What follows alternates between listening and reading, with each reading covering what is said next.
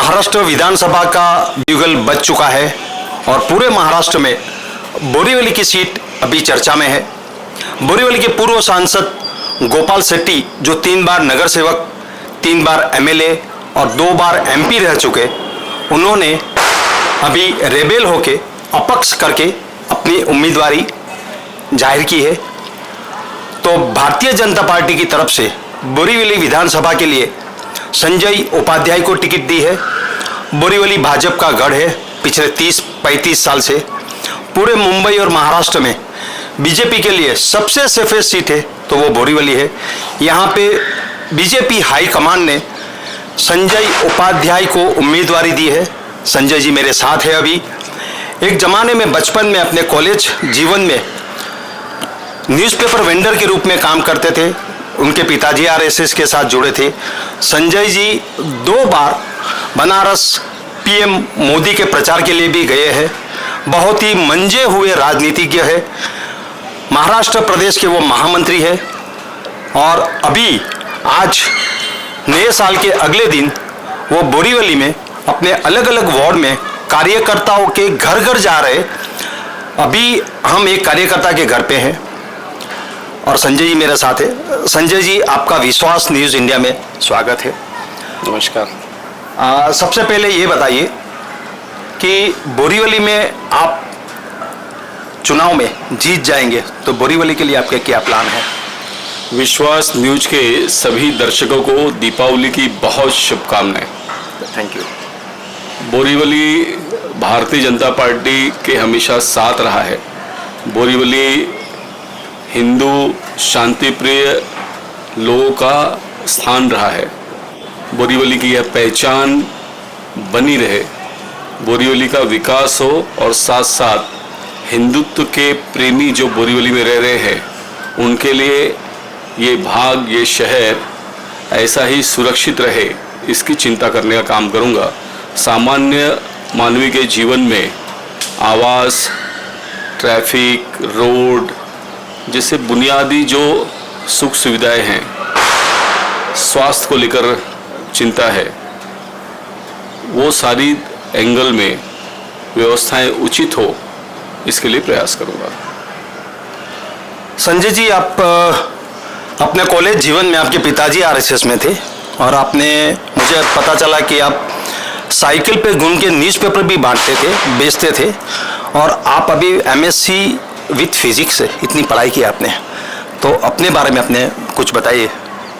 एक साधारण परिवार में विले पार्ले में जन्म हुआ। मेरे पिताजी पार्ले बिस्किट कंपनी में काम करते थे, योग शिक्षक हैं और हम 2 भाई 1 बहन, ऐसा हमारा परिवार। हमको उन्होंने अच्छी शिक्षा दी। संघ का बाल काल से स्वयंसेवक हूँ, संघ का द्वितीय वर्ष शिक्षित हूँ। एमएससी फिजिक्स तक पढ़ाई की। युवा काल से राजनीति से जुड़ा, कॉलेज के चुनाव में 2 बार मिठिया कॉलेज का युवा बना। शुरुआत से ही युवा मोर्चा के वार्ड अध्यक्ष से काम की शुरुआत 92 से की और फिर मुंबई का युवा मोर्चा का अध्यक्ष बना। मुंबई भारतीय जनता पार्टी के सचिव, उपाध्यक्ष से लेकर महामंत्री पद पर लंबे समय तक काम किया और संगठन में काम करने का एक लंबा अनुभव मुझे मिला। और एक सवाल ये है कि आपके सामने जो अपक्ष है वो यहाँ के पूर्व सांसद है, जो पिछले 35 साल से पक्ष से जुड़े हैं और पक्ष ने भी उन्होंने नगर सेवक, एमएलए, एमपी बहुत बड़े पद दिए और आज वो आपके सामने अपक्ष के रूप में खड़े हैं। आप इस चुनौती को कैसे देखते हैं? गोपाल भाई मेरे नेता हैं। युवा मोर्चा के समय से या वार्ड अध्यक्ष रहे तो भी अलग अलग सत्र में हम प्रशिक्षण में गोपाल जी का मार्गदर्शन लेते थे। मेरे पर उनका अटूट प्रेम रहा है। 4 दिन पहले मैंने जाकर उनका आशीर्वाद लिया और उन्होंने मुझे शुभकामनाएं दी। गोपाल भाई की शुभकामनाएं मेरे साथ है। गोपाल भाई पार्टी के साथ रहेंगे और हम उनको मनाने में कामयाब हो जाएंगे, ऐसा मुझको पूर्ण विश्वास है। और आप एक कार्यकर्ता के रूप में, एक महामंत्री के रूप में, प्रधानमंत्री मोदी ने जब चुनाव लड़ा, बनारस 2 बार गए हैं, उस अनुभव के बारे में आप कुछ 2-3 लाइन में बताएंगे। भाग्यशाली रहा हूं कि महाराष्ट्र की ओर से सम्माननीय प्रधानमंत्री मोदी जी के चुनाव क्षेत्र में काम करने का मौका मिला। काशी की गलियों में 500 वर्षों से अधिक काल से जो मराठी बांधव रहते हैं उनसे मिलने का मौका मिला, उस संस्कृति को समझने का मौका मिला। महाराष्ट्र और उत्तर प्रदेश के बीच में जो बंद है उसको समझने का मौका मिला। और इतने वर्षों से उत्तर प्रदेश में रहने के बाद भी वहाँ का मराठी बांधव अपनी भाषा को भूला नहीं, अपनी संस्कृति को भूला नहीं। वो उतनी अच्छी मराठी बोलता है, उतनी अच्छी हिंदी बोलता है, उतनी अच्छी अंग्रेजी बोलता है, संस्कृत बोलता है और साथ ही साथ स्थानिक भाषा में भोजपुरी में भी संवाद करता है।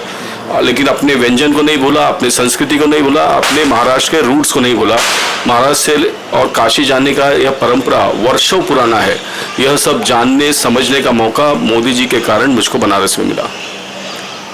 संजय जी, कल दिवाली थी और आने वाले दिन में कल नए साल है। विश्वास न्यूज़ इंडिया की तरफ से आपको शुभकामनाएं, आपके चुनाव के लिए भी शुभकामनाएं। संजय भाई, बोरीवली गुजराती और मराठियों का गढ़ रहा है और गुजराती और इनके लिए मोदी सबसे बड़ा गढ़ है, तो बोरीवली के लिए आप दो शब्द कुछ कहेंगे? बोरीवली ये हिंदुत्व की पहचान रहा है और बोरीवली की हिंदुत्व की इस पहचान को बनाए रखने के लिए एक सिपाही के नाते बोरीवली के लोगों की सेवा में उपलब्ध रहूँगा। जय हिंद, जय महाराष्ट्र। धन्यवाद। और अभी मेरे साथ संजय भाई कार्यकर्ताओं के घर पे जा रहे हैं। सुबह 9 बजे से अलग अलग वार्ड में जा रहे हैं, अलग अलग कार्यकर्ता के घर पे, महामंत्री, वार्ड अध्यक्ष। तो मेरे साथ है अभी पूर्व एमएलए हेमेंद्र भाई मेहता का परिवार और उसमें भी उनके बड़े भाई, छोटे भाई बंसी भाई मेहता उपाध्यक्ष है, नीरव मेहता है महामंत्री, उनके पिताजी घनश्याम भाई है। नीरव भाई, आपका क्या कहना है इनको, जो क्या लगता है आपको बोरीवली में? बोरीवली पहले से ही 40 सालों से भाजपा का गढ़ रहा है।